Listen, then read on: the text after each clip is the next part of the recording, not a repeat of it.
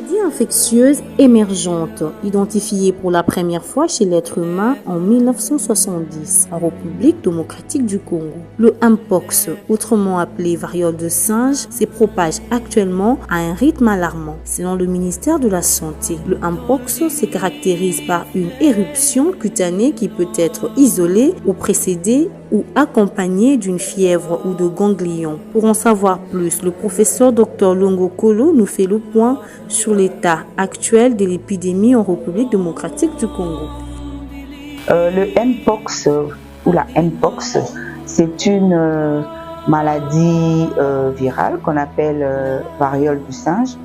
C'est une maladie virale éruptive, zoonotique. Donc quand on dit zoonotique, ça veut dire transmissible par les animaux et qui est causée par un virus appelé orthopox virus simiani. Au fait, le Mpox se distingue des autres maladies virales par rapport d'abord à sa transmission, à son mode de transmission, parce que la transmission peut être par contact direct avec une personne malade, ça peut être aussi par contact direct avec des animaux malades, contaminés bien sûr, malades ou morts, ou encore il y a également la transmission actuelle par voie sexuelle, mais il y a également la transmission placentaire qui est aussi possible. Donc on peut aussi avoir un monkeypox congénital. Par contre, pour les autres maladies virales, il y a aussi des maladies virales à transmission vectorielle, par exemple la fièvre jaune, par exemple le Zika, par exemple je peux aussi citer la dengue, mais voilà un peu ce que je peux citer comme autre maladie virale. Actuellement, dans notre pays, la province qui est la plus atteinte, c'est l'Équateur. À l'Équateur, où on a au moins plus de 5000 cas suspects, avec plus de 600 cas confirmés et plus de 300 cas de décès. Et à Kinshasa, il y a 7 zones de santé qui sont actuellement atteintes. Et la zone de santé la plus atteinte de la maladie, c'est la zone de santé de l'unité, où on note déjà 7 cas de monkeypox. En ce qui concerne les populations à risque, c'est toute personne qui est en contact avec un cas confirmé de Mpox. Mais il existe une population qui peut faire des formes sévères, notamment les personnes immunodéprimées, les femmes enceintes, les jeunes enfants. Ce sont souvent les personnes qui sont susceptibles à faire les formes sévères de M. Il existe des tests spécifiques. D'abord, en ce qui concerne le diagnostic de la maladie, il y a d'abord le lien épidémique, parce que le lien épidémiologique, nous sommes déjà dans un pays endémique de Mpox et l'épidémie a été déclarée depuis le 14 août, comme vous le savez, par l'OMS à portée internationale actuellement. Et à part le lien épidémique, on peut confirmer le diagnostic de Mpox par l'isolement du virus. On peut isoler le virus.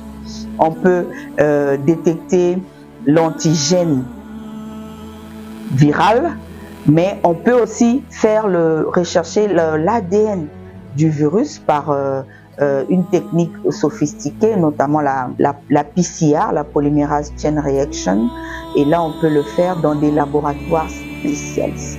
En ce qui concerne le traitement de la Mpox, le traitement est d'abord symptomatique. On soigne les symptômes. La personne a la fièvre, on donne des médicaments pour lutter contre la fièvre, les douleurs. Il y a également les démangeaisons que la personne peut présenter. Et puis il y a peut-être, pour éviter la surinfection des éruptions que le malade présente, on peut donner des antibiotiques. Mais il existe un antiviral, des antiviraux, ça existe, mais les antiviraux, on ne le donne pas à tout le monde. On les donne pour certains cas, par exemple des cas graves, pour justement diminuer réduire la gravité de la maladie et puis accélérer la guérison. On peut peut-être donner des antiviraux. Voilà. Alors, à la population congolaise, je demanderai d'abord qu'il soit au calme, de rester calme. C'est vrai que c'est une maladie qui fait peur du point de vue de sa mortalité, mais je demanderai à la population d'être calme, de respecter les mesures barrières, surtout de respecter les mesures barrières. Quelles sont ces mesures barrières? Il y a le lavage régulier des mains avec de l'eau et du savon, ou au contraire utiliser un gel hydroalcoolique. Je demanderai toujours à la population d'éviter le contact direct avec les personnes malades. Si vous voyez des symptômes de cette maladie sur vous, allez vite à l'hôpital, consultez un professionnel de santé et rentrez vous isoler pour éviter de contaminer les autres jusqu'à ce que les prélèvements, les tests réalisés seront revenus.